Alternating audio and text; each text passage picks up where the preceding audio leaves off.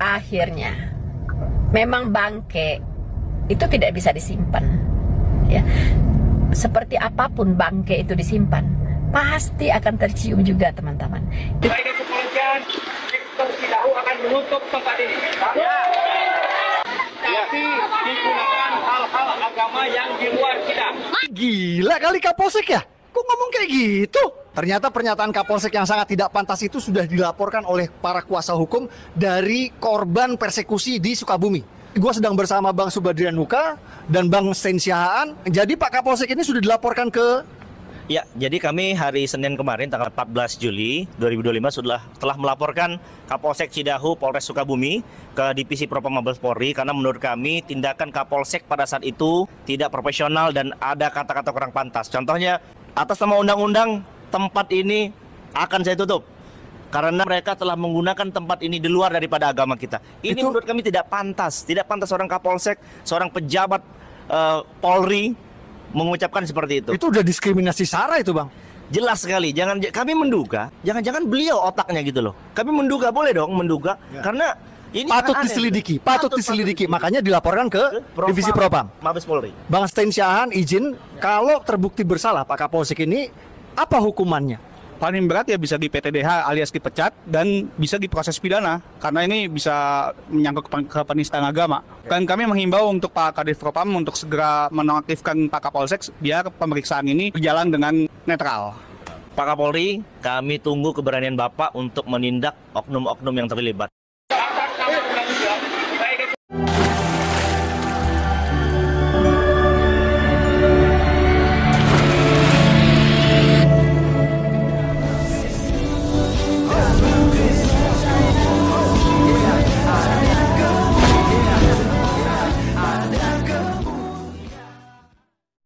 Salam Elechem Bisem Yeshua HaMashiach. Salam damai sejahtera dalam nama Tuhan Yesus Kristus untuk kita semua.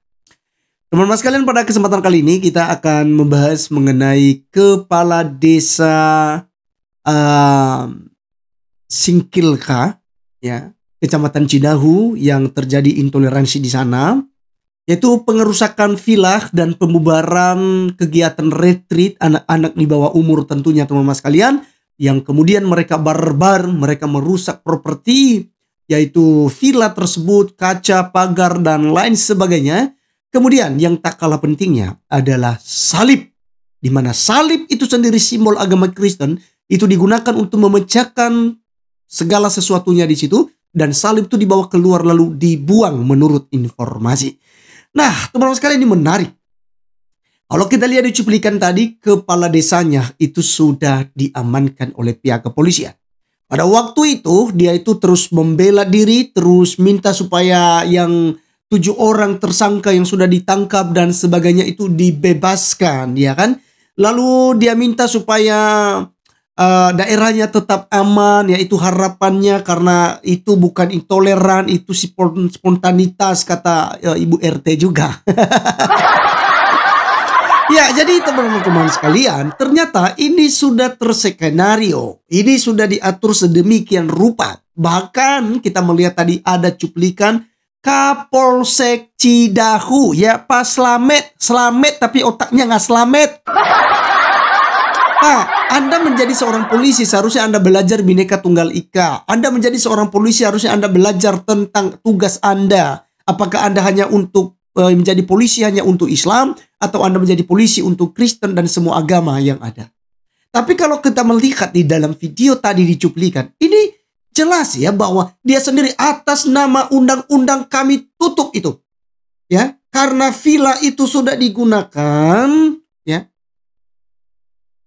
untuk beribadah di luar agama kita. Kami tidak mengizinkan ya agama lain mengotorin lingkungan kita. Wah. Ya. Ketok kepalanya ini. Teman-teman sekalian nih, kalau mungkin saya atasannya, saya ketok kepalanya udah. Ya, kenapa?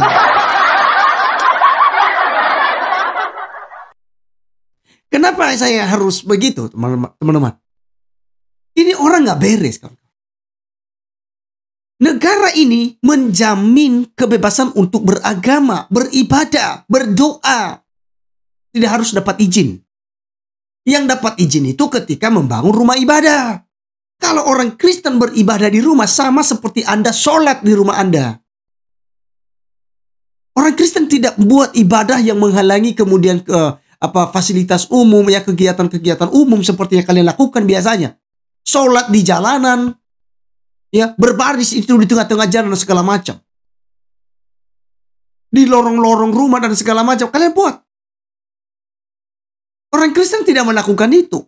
Yang dilakukan mereka ibadah di rumah, jelas-jelas itu retreat. Kenapa kalian kemudian bubarkan? Nah, jadi teman-teman sekalian, kepala desa sudah diamankan. 8 orang yang tersangka pada waktu itu juga yang kemudian istrinya menangis-nangis. Minta beras sama Dedi, sama gubernur ya, Kang Dedi Mulyadi. Ini lucu dan memalukan. RT-nya juga, iya, tapi ini kan terjadi spontanitas, Pak. Anak-anak itu kan tidak tahu seperti itu. Gimana spontanitas? Itu sudah jelas-jelas sudah diatur oleh kepala desa, oleh polsek, oleh tokoh agama di sana, dan masyarakat sekitar yang tentu saja itu punya otak harusnya. Tapi sebaliknya, tidak punya otak. Jadi teman-teman sekalian, kalau seorang polsek saja, seorang pemerintah, aparat kepolisian, ini melakukan tindakan-tindakan seperti ini, bagaimana negara ini? Ya, ini sudah dibungkus dengan, waduh, rapi sekali.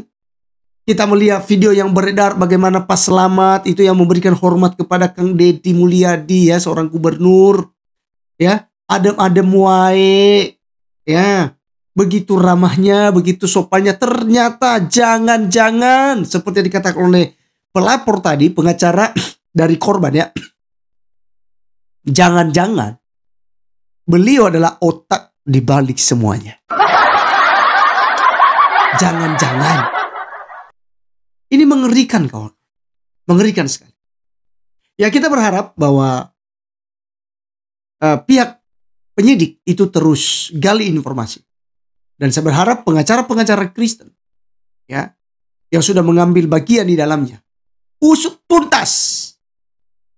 Kalau ada 50 orang yang kemudian terlibat di dalamnya otak, ya, setuju sepakat dalam semuanya, bila perlu ya ditangkap.